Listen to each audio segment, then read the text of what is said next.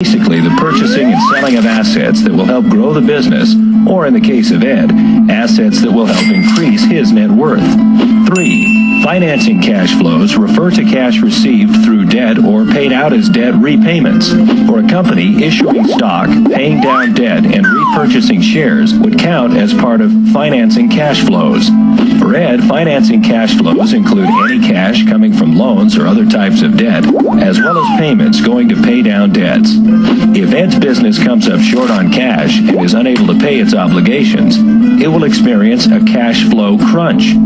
To avoid insolvency, Ed will have to arrange some type of financing or bridge loan. A similar situation in Ed's personal accounts would also have disastrous effects that could lead to personal bankruptcy if the cash flow crunch persisted. For this reason, it is important that businesses and individuals manage their cash flow carefully and set aside emergency reserves to cushion any unexpected events. Okay, so there's another one for this one. Oh, here we go. Yeah. This will be the last one we're watching, and that's all. Location scouting is about exploration. Two different people can explore the same city and find completely different options. My advice? Don't be afraid to get a little bit lost, even in your own city. Earn 3 times points on travel and restaurants with your Sapphire Reserve card from Chase.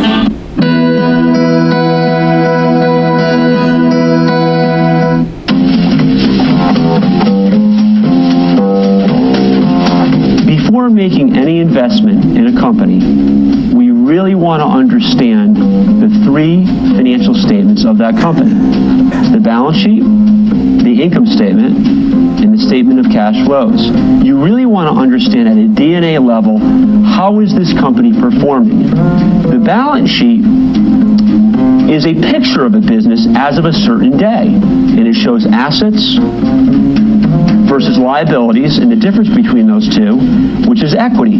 It's a snapshot. The profit loss statement or the income statement shows revenues minus expenses, and that gives you profits or losses. Now on Wall Street, rightfully in this case, many analysts focus on the income statement, and there's a lot of attention on earnings. And there's a good reason for that, because if a company's making money or generating profits, that's a good thing, obviously.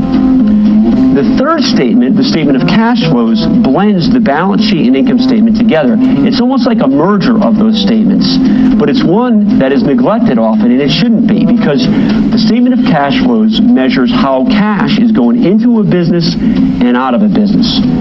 By the way, when you look at the statement of cash flows, there's one single line that you really need to focus on, and it's the cash flow from operations line, because that shows you over a certain period of time how much cash came into a business and went out on an operating level. And it accounts for both income statement activities and the balance sheet. Now, look at this like a symphony or just a coming together of musical instruments. If we look at those 3 statements together and we feel good about a company snapshot and its profits and its cash flow, we will get a good general idea as to whether this company qualifies for even analysis or investing.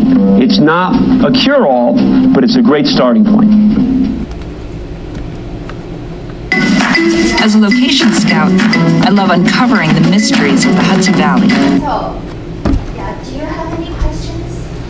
Any questions? If you don't, I'll post it on the blackboard. If you guys have any questions, let me know. But I probably won't be able just to answer questions until Sunday. I'm teaching a big class on this weekend, so I really focus on that one. But I'll respond definitely to you guys by Sunday, by Saturday night. Let you guys know. Well, thank you, Tristan. You did a good job, isn't it? Thank you very much.